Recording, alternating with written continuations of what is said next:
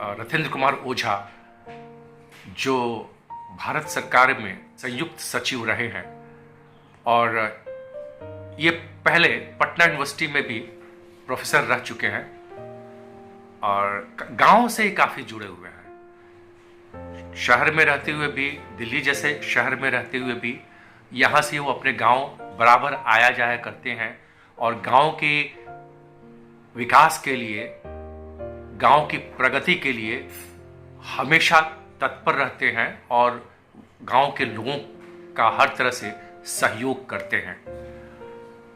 सेवानिवृत्ति के उपरांत भी ये गांव जाते रहते हैं और हम उनसे कुछ जानकारी प्राप्त करेंगे कि इनके गांव का नाम जो बड़का सिंगनपुरा है, वो बड़का सिंगनपुरा क्यों है।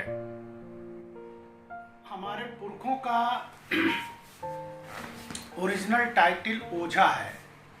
हम लोग जो हैं सो ब्राह्मण हैं, लेकिन ब्राह्मण होने के बाद भी हमारे गांव का नाम सिंघनपुरा है, यानी उसका सिंह होने से कुछ मतलब है।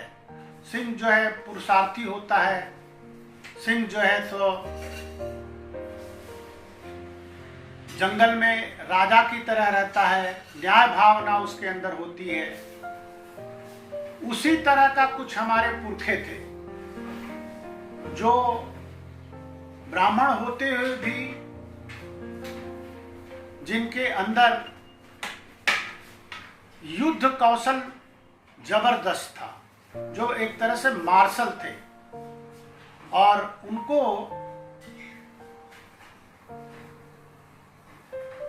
जो उन्होंने राज परिवारों की मदद की, उनके तरफ से ये सिंह की टाइटल दी गई और इसकी वजह से वो लोग सिंह कहलाते भी थे। ओझा माने ओझा उनका गौड़ हो गया, वो सिंह के रूप में माने उनको संबोधित किया जाने लगा।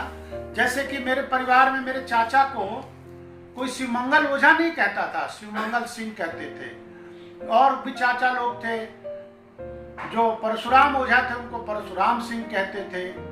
जो हनुमान ओझा थे, उनको हनुमान सिंह कहते थे। इस तरह से हमारे से एक जनरेशन पहले तक हमारे चाचा, हमारे पिताजी, पुरुषोत्तम ओझा जो मेरे बड़े पिताजी थे, उनको पुरुषोत्तम सिंह कहा जाता था, पुरुषोत्तम ओझा नहीं कहा जाता था। इसके पीछे था कि उनके जो पूर्वज थे उनको सिंह की टाइटल मिली थी राज परिवारों के द्वारा, और एक दो नहीं, 2-3 राज परिवारों को इन लोगों ने, जब उनके साथ युद्ध होता था दूसरे राजाओं का या यवनों का युद्ध होता था, तब उन लोगों ने उनको जो है सो मदद किया था। और ब्राह्मण होते हुए भी चूंकि वो क्षत्रियों की तरह युद्ध करते थे, तो इसलिए उनको सिंह की टाइटल मिली। और गांव को बड़ा सिंघनपुरा इसलिए कहने लगे लोग कि 2 भाई ओरिजिनल थे, नागनाथ ओझा और काशीनाथ ओझा। नागनाथ ओझा ने नाग सिंघनपुरा बनाया और काशीनाथ ओझा ने काशी सिंघनपुरा बनाया, और वो दोनों बिल्कुल सटा हुआ गांव था। तो जो जहां उनकी आबादी थी उसको पैगंबरपुर उर्फ काशी सिंघनपुरा कहा गया, और दूसरा जो था ख पाट को, उसको नाग सिंघनपुरा कहा गया। इस आबादी वाले भाग को एक जो था जिसमें पैगंबर जो हम लोगों का गांव जो है वो एक तरह से गंगा से निकला हुआ, गंगा से छोड़ा हुआ है, जहां गंगा समुद्र की तरह दिखती थी चारों तरफ और ऊपर नीला आसमान, तो इसलिए उसको पैगंबरपुर कहा जाता था। और पैगंबरपुर अपभ्रंश में 1971 के सर्वे सीट में पैगंबरपुर के रूप में लिख दिया गया, और अब जो है वो पैगंबरपुर अपभ्रंश होकर पैगंबरपुर हो गया। हालांकि हम लोगों के 14 मौजे हैं जिसमें हमारी जमीनें हैं हमारे गांव के लोगों की, और उसके अंदर 3 ऐसे मौजे हैं जहां पर नाग सिंघनपुरा एक मौजा का नाम है जहाँ खेती होती है। दो और मौजा है जिसका नाम है अराजी काशी सिंघनपुरा, नाग सिंघनपुरा। तो ये जो 3 मौजे हैं, रेवेन्यू विलेजेज हैं, इसके आधार पर हमारे गांव का नाम बड़ा सिंघनपुरा था, क्योंकि ओझा लोगों को सिंह की टाइटल थी। और यहाँ पर कई रेवेन्यू विलेज का नाम नाग सिंघनपुरा, काशी सिंघनपुरा, अराजी काशी सिंघनपुरा, एराजी काशी सिंघनपुरा, और गांव का भी नाम पैगंबरपुर उर्फ काशी सिंघनपुरा और नाग सिंघनपुरा था। तो इसलिए इसको बड़का सिंघनपुरा कहा जाने लगा, क्योंकि इसके बगल में एक रानी सिंघनपुरा था, वो छोटा सिंघनपुरा के नाम से, छोटका सिंघनपुरा के नाम से आज भी जाना जाता है। लेकिन कालांतर में एक टाइपोग्राफिकल एरर की वजह से पैगंबरपुर जो है सो पैगंबरपुर में बदल गया, उसके साक्ष्य मौजूद हैं। और अब जो है उस पंचायत का ही नाम कहने लगे लोग कि ये पैगंबरपुर पंचायत है। तो ये इस तरह से एक तरह से हिस्टोरिक डिस्टॉर्शन हो गया, हिस्टोरिक फैक्ट्स का डिस्टॉर्शन हो गया है। और अब गांव को, पंचायत को पैगंबरपुर कहने लगे हैं लोग, पैगंबरपुर पंचायत।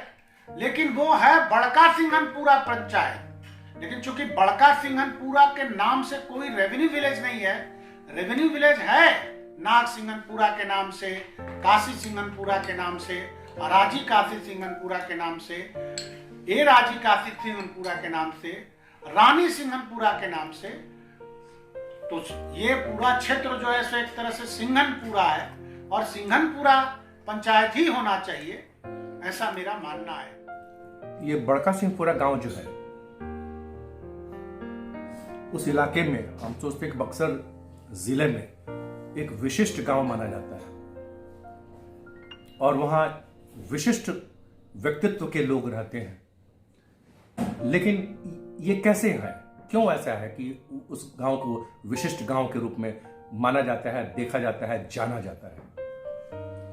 इसका कारण है कि ये पराक्रमी लोग थे जिन्होंने शस्त्र और शास्त्र दोनों पर इक्वल कमांड किया था, जिनके जीने का तरीका ऐसा था जो बहुत स्वस्थ हुआ करते थे, बहुत मजबूत हुआ करते थे।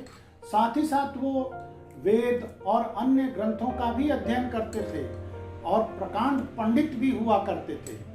तो इन लोगों ने जो राजाओं का तरीका होता था जीवन जीने का, एक जैसे उन लोगों का भी एक किला होता था और उस किले के अंदर सभी जातियों के लोग होते थे, सभी लोग हुआ करते थे, उसी तरह से बड़ा सिंघनपुरा के 14 रेवेन्यू विलेजेस में जमीन थी। 14 रेवेन्यू विलेज बड़ा सिंघनपुरा का था। और इसके अलावा यहीं के लोगों को बलिया में भी जमींदारी प्राप्त थी, जो उज्ज्वलिया में थी। और ये काफी संभ्रांत लोग थे। इन्होंने अपने गांव के चारों तरफ 2-2 किलोमीटर दूरी तक आम के और महुआ के बड़े सघन एक तरह से बाग वाटिका लगाया था। और उनकी खेती जो है तो गंगा तक जाती थी, गंगा तक उनके जमीन फैले हुए थे।